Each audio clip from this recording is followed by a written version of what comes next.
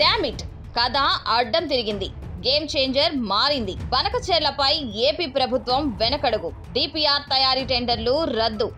ఈసారి బనకచెర్ల పేరు లేకుండా మరో ప్రాజెక్ట్. సాధ్యాసాధ్యాలు పరిశీలించకుండా ఇది గేమ్ చేంజర్ ప్రాజెక్ట్ అని గొప్పలు చెప్పుకున్నారు సీఎం చంద్రబాబు. తెలుగు రాష్ట్రాల ప్రజల మధ్య చిచ్చు రగిల్చారు. వైసీపీ ఏం తక్కువ కాదు.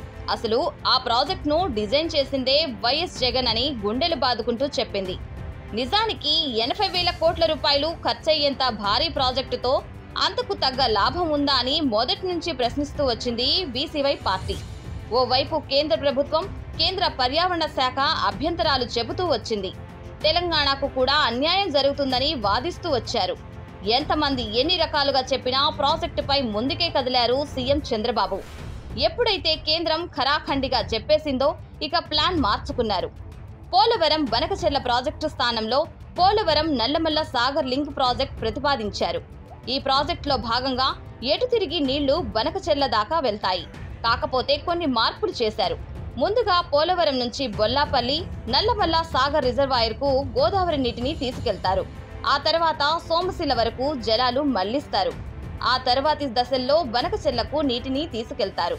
అయితే బనకచెర్ల టెండర్ల రద్దును స్వాగతించిన తెలంగాణ ప్రభుత్వం కొత్తగా ప్రతిపాదిస్తున్న పోలవరం నల్లమల సాగర్ లింకును కూడా వ్యతిరేకిస్తుంది. కేంద్ర ప్రభుత్వం గోదావరి, కావేరీ నదుల అనుసంధాన్ని ఇచ్చంపల్లి ప్రాజెక్టు ద్వారా చేపట్టాలనుకుంటుంది. కానీ ఏపీ ప్రభుత్వం ఇచ్చంపల్లి ప్రాజెక్ట్ అవసరం లేకుండానే పోలవరం మీదుగా చేయాలని ప్రతిపాదించింది. దీనివల్ల కేంద్రానికి కూడా ఆర్థిక భారం తగ్గుతుంది.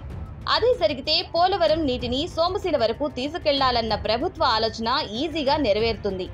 ఇదే జరిగితే ఏపీకి అధికారికంగా నీటి వాటాలు దక్కుతాయి. సో తెలంగాణ నష్టపోతుందన్న వాదన వినిపిస్తుంది. మరి ఈ కొత్త లింక్ ప్రాజెక్ట్ మున్ముందు ఇంకెన్ని మలుపులు తీసుకుంటుందో చూడాలి అంటున్నారు బీసీవై పార్టీ అధ్యక్షులు బోడే రామచంద్ర యాదవ్.